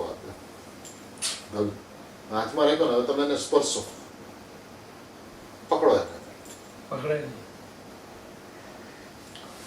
સ્પર્શીને પણ એ અસ્પર્શ્ય રહે છે, યસ, હાથમાં આવતો નથી, હાથમાં આવતો નથી. સ્પર્શાય છે છતાં અસ્પર્શ્ય રહે છે. એમ પર્યાયી દ્રવ્યને સ્પર્શીને પણ એ અસ્પર્શ્ય રહે છે. એ પર્યાયમાં દ્રવ્ય પકડાતું નથી, પકડાતું નથી. એટલે પર્યાયમાં દ્રવ્ય આવતું નથી, પકડાતું નથી એટલે આવતું નથી. બરાબર. પર્યાય દ્રવ્યને સ્પર્શીને પણ દ્રવ્ય અસ્પર્શ્ય રહે છે. એ પારો છે. પણ કે છે કે જો પરિણામ દ્રવ્યથી અભેદ જ ન થાય તો શુદ્ધ પર્યાયનો વ્યવહાર જ ઉત્પન્ન થતો નથી. કોઈ પામે છે તેનું કારણ આ છે કે તેને સંધિ કરતા આવડતી નથી. આ બંનેનો જે સુમેળ કરવો જોઈએ, દ્રવ્યનો નિશ્ચય અને પર્યાયનો નિશ્ચય, દ્રવ્ય શ્રદ્ધાનો નિશ્ચય અને જ્ઞાનનો નિશ્ચય, એ બંનેની જે સંધિ કરવી જોઈએ એ સંધિ કરતા આવડતી નથી એટલે અનુભવ થતો. અચ્છા, એ સંધિ આવડતી નથી એટલે અનુભવ નથી થતો. એને સંધિ એ બંનેનો મેળ કેવી રીતે પાડવો એ એને ખબર નથી પડતી. કળા એને નથી આવડતી. કળા નથી આવડતી એટલે શ્રદ્ધાનો વિષય બુદ્ધિમાં હોવા છતાં પણ અનુભૂતિ એને થતી નથી. કારણ કે એના કથનચિત અભિનવો જે જ્ઞાન પ્રધાન જે નિશ્ચય જે છે એની જે વ્યવસ્થા કે પર્યાય તે આત્મા, જ્ઞાન તે આત્મા, જ્ઞાન તે જ્ઞાયક, એવો જે કથનચિત અભિન્નનો જ્ઞાન પ્રધાન નિશ્ચય જે છે એના ખ્યાલમાં નથી. એ સર્વતા ભિન્નની અંદરમાં જ્ઞાનના નિશ્ચયને ઉડાડે છે. જ્ઞાનના નિશ્ચયને ઉડાડીશ તો ભાઈ સુખતા પ્રગટ જ નહીં થાય. જ્ઞાનના નિશ્ચયને જાણે અને જાણીને એને ભૂલે, શ્રદ્ધાના નિશ્ચયને માને અને માનીને માનતો જ રહે તો અનુસંધાન થઈ જશે. જ્ઞાનના નિશ્ચયને જાણે તો જ્ઞાન મધ્યસ્થ થઈ જાય. જ્ઞાનના નિશ્ચયને જાણે એટલે કથનચિત અભિન્ન એવો જે જ્ઞાનનો નિશ્ચય એટલે કે પર્યાયનો નિશ્ચય છે. જ્ઞાનનો નિશ્ચય એટલે જ્ઞાન એટલે પર્યાય, જ્ઞાન પર્યાયની વાત છે. જ્ઞાન પર્યાયની વાત છે, જ્ઞાન ગુણની વાત નથી. જ્ઞાન ગુણ તો સર્વતા અભેદ છે દ્રવ્ય. તો એ જે જ્ઞાન પ્રધાન જે નિશ્ચય જે છે એટલે કે જે પર્યાય તે આત્મા એવો જે જ્ઞાન પ્રધાન નિશ્ચય જે છે એ જો ન જાણે તો શું થાય? તો કે જ્ઞાયકાર અવસ્થામાં જ્ઞાયક પણ જે જણાયો એમાં આવે છે.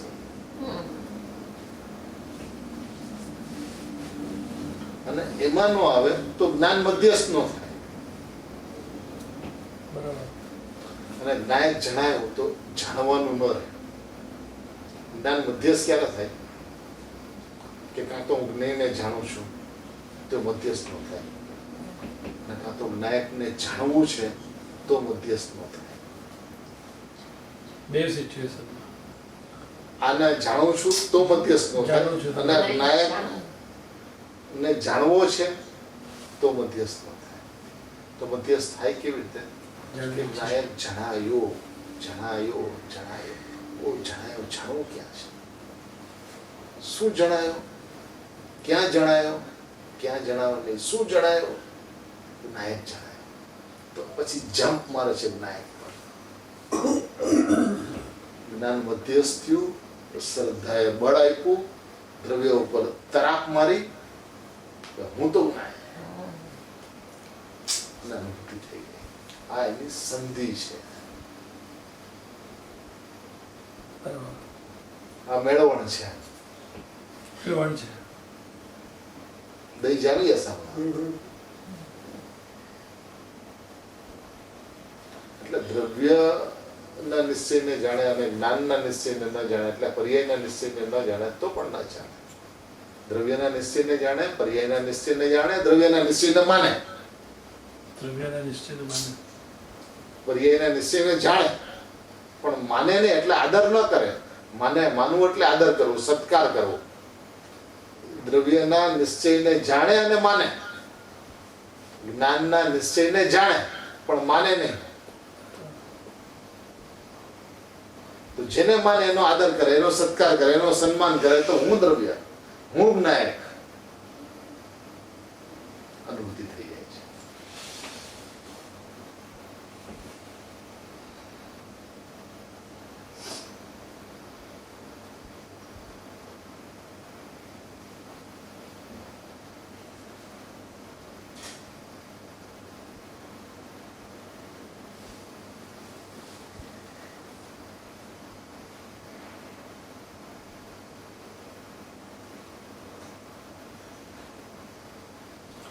શુદ્ધ પરિણામ દ્રવ્યમાં અભેદ થયા તે પણ વ્યવહાર છે. શુદ્ધ પરિણામ દ્રવ્યમાં અભેદ થયા તે પણ વ્યવહાર છે. કેમ કે ખરેખર અભેદ થતા નથી. ખરેખર અભેદ થતા નથી. દાખલા તરીકે જેમ રાગની પર્યાય પૂતગલથી અભેદ થતી નથી, જેમ રાગની પર્યાય પૂતગલથી અભેદ થતી નથી, તેમ શુદ્ધ પર્યાય પણ ધ્રુવ દ્રવ્યમાં અભેદ થતી નથી.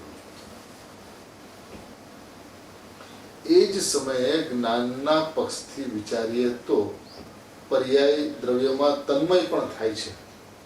જ્ઞાનના પક્ષથી વિચારીએ તો પર્યાય દ્રવ્યમાં તન્મય પણ થાય છે.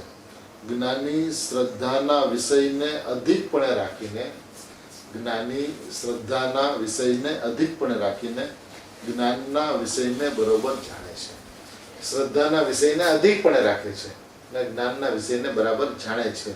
તેથી જ્ઞાનનું અજીર્ણ અને અતિરેકતા થતી નથી, કેમ કે સમ્યક જ્ઞાન મધ્યસ્થ જ્ઞાન છે.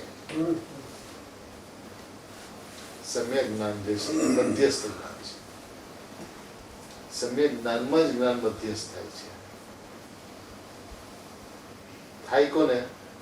કે જ્ઞાનના સ્વભાવને જાણી શ્રદ્ધાને વજન આપે, શ્રદ્ધાનું જોર આપે, તો એને જ્ઞાનનું અજીર્ણ થતું નથી.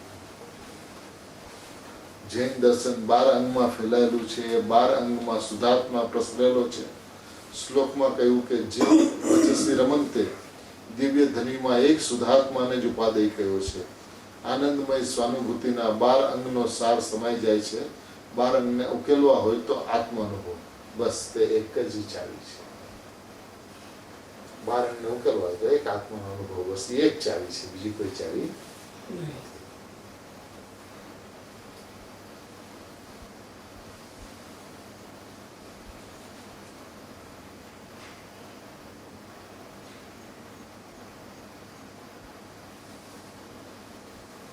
અત્યારે આત્માના નામે ઘણા વાતો કરે છે.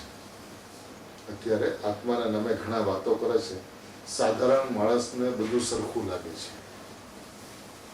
જેમ તળાવનું પાણી સપાટી ઉપરથી સરખું લાગે, તળાવનું પાણી સપાટી ઉપરથી સરખું લાગે, પણ કાંઠે 2 તસું ઊંડું હોય અને મધ્યમાં 2 વાસ ઊંડું હોય. બરાબર. તેમ ઘણા આત્માની વાતો કરવા માંડ્યા અને તે અજ્ઞાનીને સરખું લાગે, પણ તેમાં મોટો ફેર છે. ઊંડા ઉતરે તો ખ્યાલમાં આવે તેમ છે. પોતે ક્યાં દુમેળ કરે છે તેથી ઉપદેશકને પણ ખબર હોતી નથી. ઉપદેશક કે બધા આત્માની વાતો કરે છે, પણ ક્યાં કેટલી ઊંડપ છે, ક્યાં કેટલું વજન છે, ક્યાંક 2 તસુનું ઊંડાણ છે, ક્યાંક 2 વાસનું ઊંડાણ છે. તો જ્ઞાની છે એ 2 વાસ ઊંડા છે, અને અજ્ઞાની ઉપદેશક છે એ તો 2 તસુ ઊંડામાં છપછપિયા થઈ જાય. ક્યાં વજન દેવું અને ક્યાં વજન ન દેવું, કઈ વાતને લંબાવી અને કઈ વાતને ટૂંકાવી, એનું જો ગતાગમ ન હોય તો શું છે ભાઈ, દરેક વાતને લાંબી લાંબી લાંબી લાંબી લાંબી લાંબી કરે અને એ લાંબી લાંબીની અંદર આત્મા ખોવાઈ જાય છે. એ બધી જગ્યાથી આત્મા ઉપર તરી આવવું જોઈએ. કોઈ પણ વાત કરે ત્યાંથી આખો નાયક તરી આવવું જોઈએ, નાયક આખો હાથમાં આવી જવું જોઈએ. કોઈ પણ વાત ક્યાંયથી પણ ઉપાડે. એટલે એમ કે આજે સ્વાધ્યાય પૂરું થયું ત્યારે સાંભળનારને બધાને ખબર હોવી જોઈએ કે આખા સ્વાધ્યાયમાં નાયક તરવરતો હતો. બસ નાયક છોડીને બીજી કોઈ વાત જ નહોતી. અપ્રયોજનભૂત કોઈ વિષય જ નહોતો.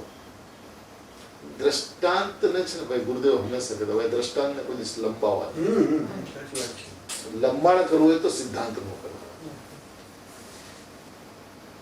દ્રષ્ટાંત તો એક અંદાજ આવી જાય, એક ખ્યાલ આવે એના માટે છે તો ઠીક છે કહી દે ને, પણ એનું લંબાણ ન કરે. ઝલક લેવા માટે બસ એક અંદાજ આવે તો કે અહીંયા આ કહેવા માંગે છે.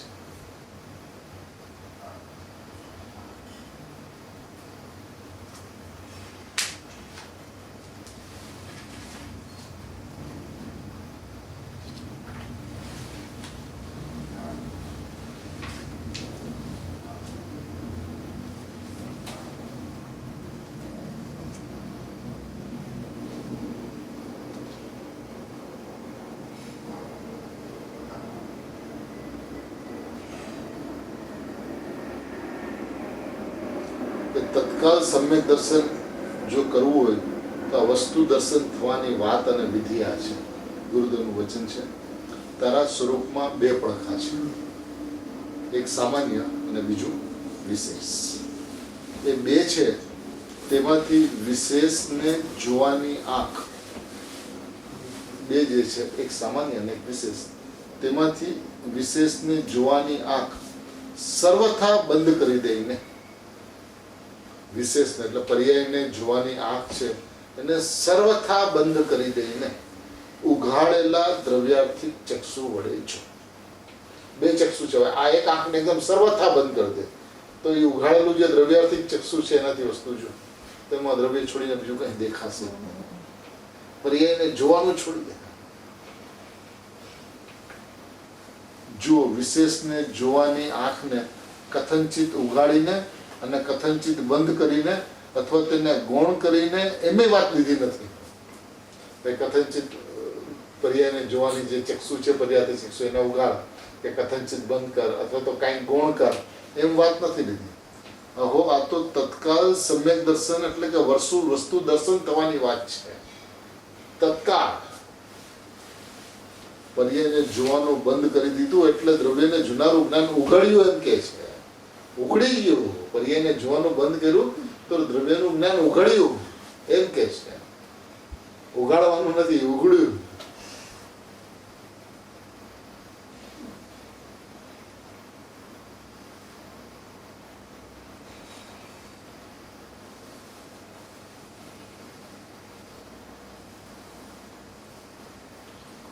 શ્રીમદજીએ 6 પદ કહ્યા છે. આત્મા છે તે નિત્ય છે, કરતા છે, ભોગતા છે, મોક્ષ છે, વળી મોક્ષ ઉપાય શું ધર્મ છે, 6 પદ કીધા છે. તો તેમાં સમ્યક દર્શનની વ્યાખ્યા કરી છે.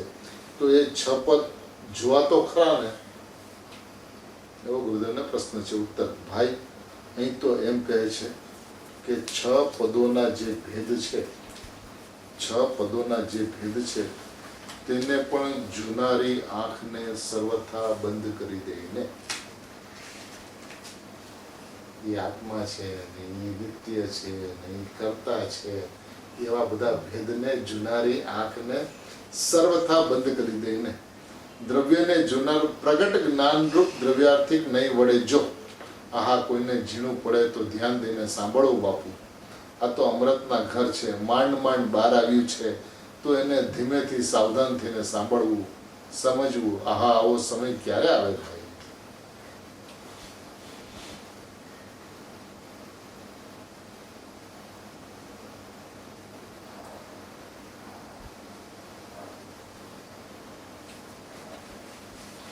પર્યાર્થિક ચક્ષુને સર્વથા બંધ કરીને અર્થાત પોતાની પર્યાયનું લક્ષ્ય જ છોડી દઈને, પોતાની પર્યાયનું લક્ષ્ય જ છોડી દઈને એકલા ઉઘાડેલા દ્રવ્યાર્થિક ચક્ષુ વડે અવલોકન કરે. શું કહ્યું આ? કે જ્યારે પર્યાયને જોનારી પર્યાર્થિક દ્રષ્ટિ બંધ કરી તો હવે કોઈ જોનારી દ્રષ્ટિ રહી છે કે નહીં? તો કહે છે દ્રવ્યને જોનારી દ્રષ્ટિ રહી છે. કહ્યું ને, એકલા ઉઘડેલા દ્રવ્યાર્થિક ચક્ષુ વડે જો. આ દ્રવ્યાર્થિક નહીં છે, તે જ્ઞાન છે, તે ઉઘાડેલું જ્ઞાન છે તો એ પર્યાય, પણ તે જોનારી પર્યાયને ન જોતા દ્રવ્યને જોવે છે. જોવાનું કાર્ય તો પર્યાયનું છે, તો છે તો પર્યાય. દ્રવ્યાર્થિક ચક્ષુ, તો એ ચક્ષુ શું છે? ચક્ષુ એટલે જોનાર, જોનાર એટલે પર્યાય. દ્રવ્યને નથી જોતું, પર્યાય દ્રવ્યને જોવે છે. પણ પર્યાયને નથી જોતું, પર્યાય દ્રવ્યને જોવે છે, એટલે એને દ્રવ્યાર્થિક ચક્ષુ કહેવામાં આવે છે.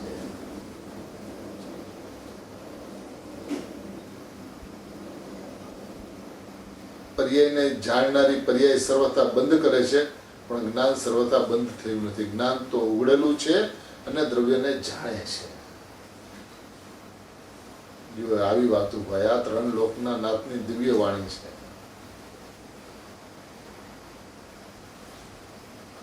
ભગવાન તું સામાન્ય વિશેષ છો, ભગવાન તું સામાન્ય વિશેષ છો. ત્યાં તારા વિશેષમાં પરને જાણવું એ કઈ છે નહીં. તારામાં વિશેષમાં પરને જાણવું એ કઈ છે નહીં. કેમ કે ત્યાં તો એ પોતાની પર્યાય જ જણાય છે. તો કહે છે એ જે પર્યાય જણાય છે તેને જોનારું પર્યાર્થિક ચક્ષુ સર્વથા બંધ કરી દે. પર્યાયને જોનારી પર્યાર્થિક ચક્ષુ જે છે એ સર્વથા બંધ કરી દે. તો હવે જ્યારે પર્યાયને જોનારી ચક્ષુ સર્વથા બંધ કર્યું તો જોનારું અન્ય કોઈ જ્ઞાન ચક્ષુ રહ્યું કે નહીં? તો કહે છે કે દ્રવ્યને જોનારું જ્ઞાન ચક્ષુ પ્રગટ ઉઘાડ રૂપ છે. પ્રગટ ઉઘાડ રૂપ છે. કહ્યું ને કે સર્વતા બંધ કરી છે, પણ દ્રવ્ય સામાન્યને જોનારું જ્ઞાન તો ઉઘડેલું જ છે. ત્યાં પર્યાયને જોવાનું સર્વતા બંધ કર્યું, ત્યાં દ્રવ્યને જોવાનું જ્ઞાન ઉઘડી ગયું છે એમ કહે છે. કેમ કે પોતે જાણનારો છે ને, તો જાણનારની પર્યાયમાં અંધારું થઈ જાય, અર્થાત જાણવાનું જ બંધ થઈ જાય એવું તો કોઈ દી છે નહીં. એ જાણે છે. કોને જાણે છે? પોતાને જાણે છે.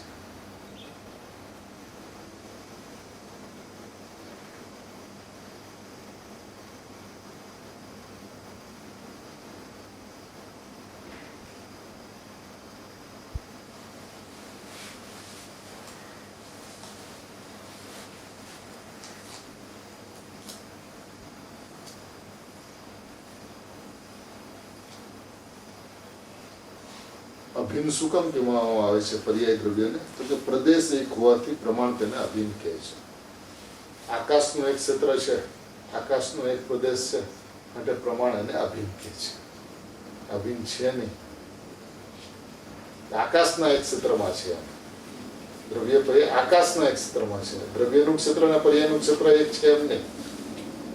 દ્રવ્યનું ક્ષેત્ર દ્રવ્યમાં અને પર્યાયનું ક્ષેત્ર પર્યાયમાં, એમ બંનેના ક્ષેત્ર ભિન્ન છે, પણ આકાશના એક ક્ષેત્રમાં છે. જેમ એમ કે તપેલામાં દૂધ, હવે દૂધ ને પાણી, તો હવે જે દૂધનું જે ક્ષેત્ર છે એ જ પાણીનું ક્ષેત્ર છે. એ આકાશ અપેક્ષા છે. તપેલાની અપેક્ષા દૂધ પાણીનું એક ક્ષેત્ર છે, પણ ખરેખર તો દૂધ દૂધમાં છે ને પાણી પાણીમાં છે. તો દૂધનું ક્ષેત્ર જે છે એ પાણીનું ક્ષેત્ર નથી, અને પાણીનું ક્ષેત્ર જે છે એ દૂધનું ક્ષેત્ર નથી. જો બંનેનું ક્ષેત્ર ખરેખર એક થઈ જાય તો દૂધ અને પાણી કોઈ દિવસ જુદા જ ન પડે.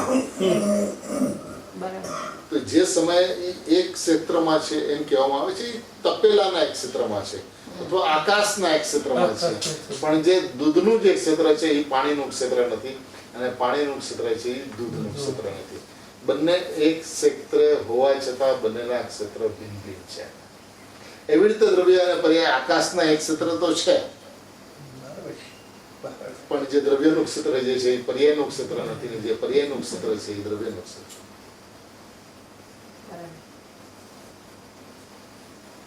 બંનેના ક્ષેત્ર ભિન્ન ભિન્ન છે.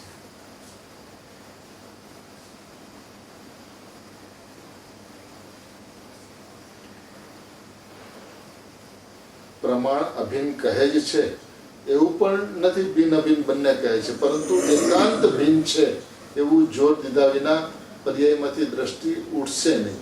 અનેકાંત પણ સમ્યક એકાંત એવા નિજ પદની પ્રાપ્તિ સિવાય અન્ય હેતુએ ઉપકારી નથી. આ જ સત્ય છે.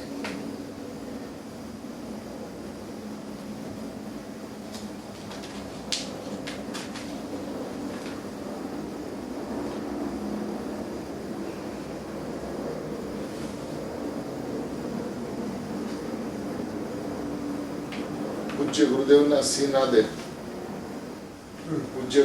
સિંહ નાદે હજારો લાખો જીવો પોતાની યોગ્યતા અનુસાર સ્વાધ્યાય, મનન, ચિંતન કરવા પણ લાગ્યા, અને પોતાની યોગ્યતા અનુસાર પુરુષાર્થ પણ કરી રહ્યા હોવા છતાં સમ્યક દર્શન કેમ થતું નથી?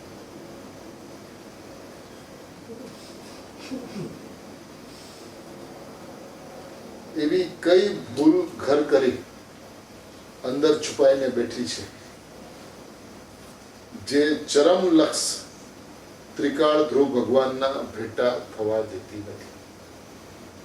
કઈ ભૂલ અંદર છુપાઈને બેઠી છે જે ચરમ લક્ષ ત્રિકાળ ધ્રુવ ભગવાનના ભેટા થવા દેતી નથી? જે જીવ દેહ, કર્મ, વાણીને મારા માનીને બેઠા હોય, દેહ, વાણી, કર્મને મારા માનીને બેઠા હોય, તેને તો પરિણામની મમતા છૂટવી ઘણી મુશ્કેલ છે. પરંતુ અહીં તો જેને વસ્તુની સ્વતંત્રતા બેઠી છે, જેને બે દ્રવ્ય વચ્ચેનું ભેદ જ્ઞાન સમજમાં આવી ગયું છે, તેના જ સિદ્ધાંતો દ્રવ્ય પર્યાયના ભેદ જ્ઞાનમાં અપ્લાય કરવાના છે. જેને શુદ્ધાત્માની ચાહના છે તેવા જીવો માટેનું આ પકવાન છે. શું કરવાનું છે? દ્રવ્ય પર્યાયના સિદ્ધાંતો ભેદ જ્ઞાનમાં એપ્લાય કરવાના છે. બસ આ એનું પકવાન છે.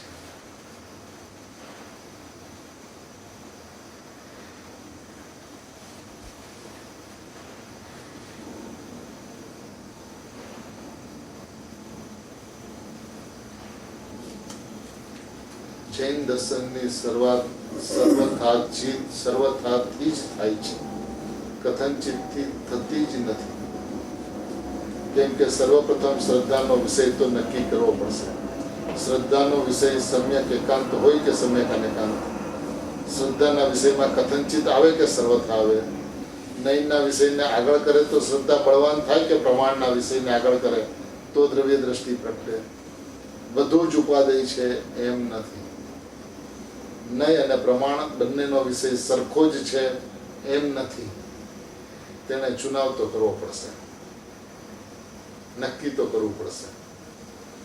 સર્વાસિદ્ધિ ટીકામાં પૂજ્યપાદ આચાર્ય દેવ ફરમાવે છે કે જ્ઞાન પર્યાય છે તે જ ધ્યાન છે. ધ્યાનની પર્યાય પોતાને વિસ્મૃત કરે છે અને હું જ્ઞાયક છું તેમ જ્ઞાયકમાં એકત્વ કરતી સમાઈ જાય છે. આ પ્રમાણે દ્રષ્ટિનો વિષય દ્રષ્ટિમાં આવે તેને પરિણામી દ્રવ્યનો નિશ્ચય કહે છે.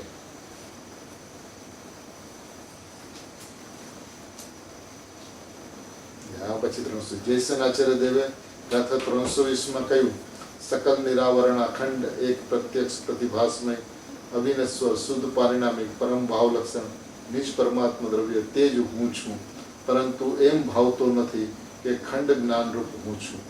અતિન્દ્રિય જ્ઞાનને ખંડ જ્ઞાન કહ્યું છે. અતિન્દ્રિય જ્ઞાનને ખંડ જ્ઞાન કહ્યું છે. સમ્યક દર્શન સમ્યક જ્ઞાન છે, ખંડ જ્ઞાન છે.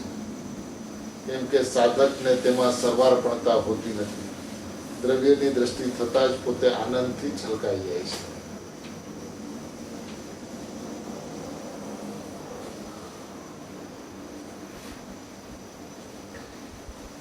પ્રમાણના પક્ષપાતીને એવો ભય લાગે છે, પ્રમાણના પક્ષપાતીને એવો ભય લાગે છે કે પરિણામથી સર્વતા ભિન્ન લઈશું તો મિથ્યા એકાંત નહીં થાય ને, નિશ્ચયાભાસી તો નહીં થાય ને.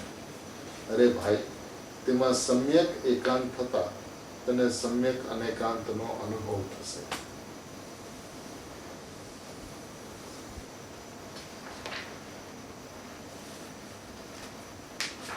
જ્ઞાનનો ઉપાદેયભૂત વિષય પણ દ્રષ્ટિના વિષયને ઉપાદેય બનાવવા જેટલો જ લક્ષમાં લેવા યોગ્ય છે, બાકી તેનું પ્રયોજન નથી. જ્ઞાનના વિષયને લક્ષમાં લેવું તો યોગ્ય છે, પણ તેનું પ્રયોજન નથી. પ્રયોજન દ્રષ્ટિના વિષયનું છે. પ્રયોજન પર્યાયથી સર્વથા રહિતનું છે. પ્રયોજન શુદ્ધાત્માનું છે. પણ ઠીક, જ્ઞાનના વિષયને જ તું લક્ષમાં ન લે, પર્યાય જ્ઞાયકથી કથનચિત અભિન્ન છે તો પર્યાય છે. દ્રવ્ય ભલે સર્વતા અભિન્ન કે પણ પર્યાય જોઈએ તો કથનચિત અભિન્ન છે. ભલે એમ જાણી લે, તું લક્ષમાં લઈ લે, પણ વજન દેવા જેવું નથી. પર્યાય તો અભિન્ન છે ને, પર્યાય તો આત્મા છે ને, મરી જાય.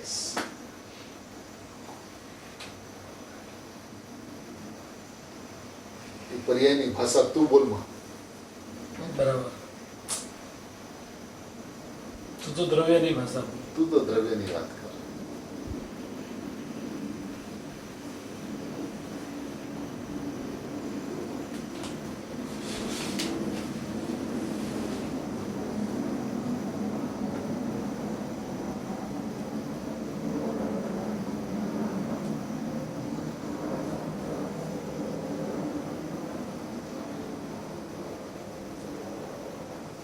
પૂજ્ય ગુરુદેવ શ્રી ફરમાવે છે કે પ્રમાણ છે એ પોતે જ વ્યવહાર છે.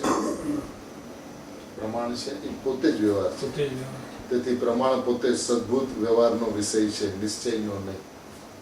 તેથી કહ્યું કે પ્રમાણ પૂજ્ય નથી. નિશ્ચય છે એ પૂજ્ય છે, કેમ કે તેમાં એકલું દ્રવ્ય આવે છે, જ્યારે પ્રમાણમાં પર્યાયનો નિષેધ આવતો નથી, માટે પૂજ્ય નથી. આ પરમાર્થની અપેક્ષા એ વાત છે. નિશ્ચયમાં વ્યવહારના નિષેધની તાકાત છે, જ્યારે પ્રમાણમાં વ્યવહારના નિષેધની તાકાત નથી.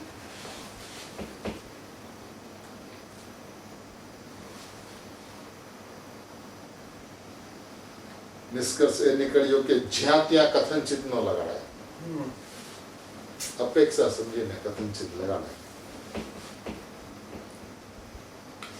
દ્રષ્ટિના વિષયમાં કથનચિત લગાડતા તેમાં સાપેક્ષતા આવવાથી નિરાવરણ નિરપેક્ષ તત્વની વાત મોડી પડી જાય છે. દ્રષ્ટિનું જોર જેટલી માત્રામાં આવવું જોઈએ તે ન આવતા પ્રમાણના વિષયમાં અટકી જાય છે, અને જે પ્રમાણમાં અટક્યો છે તેને નિયમથી ભેદમાં જ એકતા વર્તે છે. ભેદમાં એકતા વર્તે છે.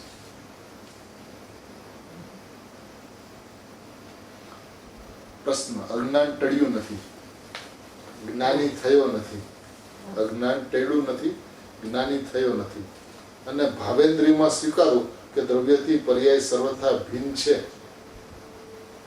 ભાવેન્દ્રિયની અંદરમાં એટલે ધારણાની અંદરમાં સ્વયંસમની અંદરમાં એમ સ્વીકારવું કે દ્રવ્યથી પર્યાય સર્વથા ભિન્ન છે, તો તે યથાર્થ છે. અજ્ઞાન ટળ્યું નથી, જ્ઞાની થયો નથી. સ્વયંસમમાં ધારણામાં એમ સ્વીકારવું કે દ્રવ્યથી પર્યાય સર્વથા ભિન્ન છે, તો તે યથાર્થ છે. ઉત્તર: 100% યથાર્થ છે. સર્વથા ભિન્ન સમ્યક એકાંતનું ધોતક છે. આત્મા અનુભવ થવા પહેલા માનસિક જ્ઞાનમાં આવું સવિકલ્પ ભેદ જ્ઞાન થાય છે. આત્મા અનુભવ થતા પહેલા માનસિક જ્ઞાનમાં આવું સવિકલ્પ ભેદ જ્ઞાન થાય છે. માટે તેને વસ્તુ સ્વભાવને વ્યવહાર શ્રદ્ધામાં લેવું જોઈએ. અનંત ગુણની અનંત પર્યાય પ્રગટે છે, તે પર્યાય મારા શાશ્વત ધ્રુવ પ્રભુથી સદાય ભિન્ન છે. આ રીતે દ્રષ્ટિની પ્રધાનતા વાળા ભાવને પુષ્ટ કરવાથી પરિણામની કર્તા બુદ્ધિ, ભોગતા બુદ્ધિ, જ્ઞાતા બુદ્ધિ ગળે છે. પરિણામ મારાથી સર્વતા ભિન્ન છે, તો તેનો કર્તા હું કેમ હોઉં? પરિણામ કર્તાનું કર્મ નથી. પરિણામ કર્તાનું કર્મ નથી, તો જ્ઞાતાનું જ્ઞેય ક્યાંથી હોય? કેમ કે સ્વરૂપ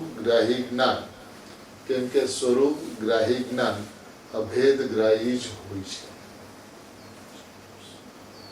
પછી તે ધ્યેયને વિષય બનાવે કે સ્વજ્ઞેયને વિષય બનાવે.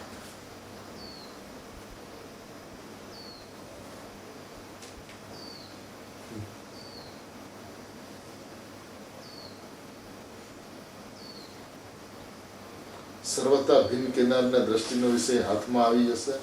હા, સર્વથા ભિન્ન કેનારને જ દ્રષ્ટિનો વિષય હાથમાં આવે છે. બીજાને દ્રષ્ટિનો વિષય હાથમાં આવતો જ નથી.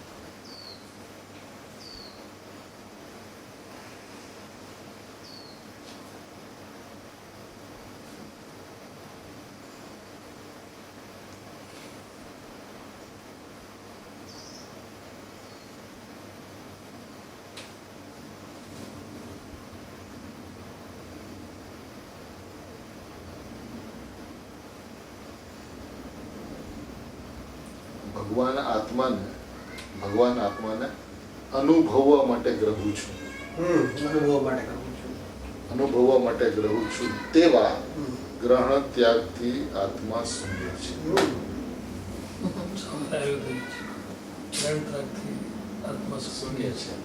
અનુભવવા માટે, ચલો બીજા કોઈ કાર્ય માટે નહીં, અનુભવવા માટે આત્માને ગ્રહું છું એવા ગ્રહણ ત્યાગથી ભગવાન આત્મા શૂન્ય છે.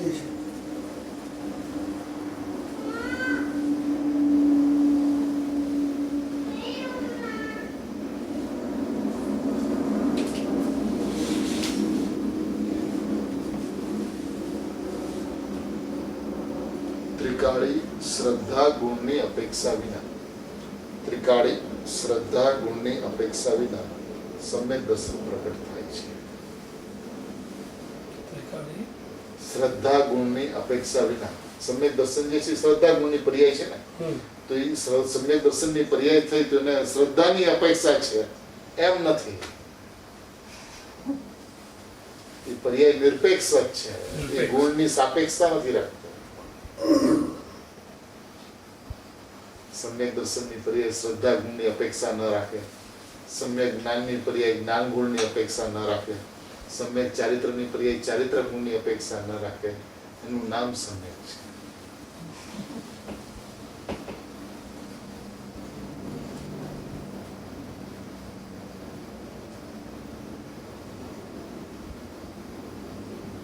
સમ્યક રૂપે જ છે.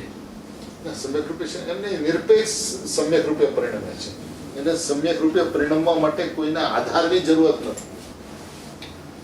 એ ગુણ છે તો પર્યાય સદરૂપે સમ્યક રૂપે પરિણમે છે એવું નથી. એવું નથી. એ પર્યાય નિરપેક્ષતાથી પોતાની યોગ્યતાથી શુદ્ધરૂપે પરિણમે છે. એને શુદ્ધરૂપે પરિણમાવનાર આ વિશ્વની અંદરમાં કોઈ નથી.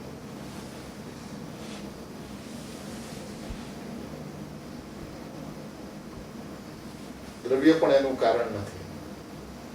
બરાબર. દ્રવ્યના કારણે જો સમ્યક જ્ઞાન થતું હોય તો દ્રવ્ય તો હંમેશા છે, હંમેશા સમ્યક જ્ઞાન થવું જોઈએ, પણ એવું નથી.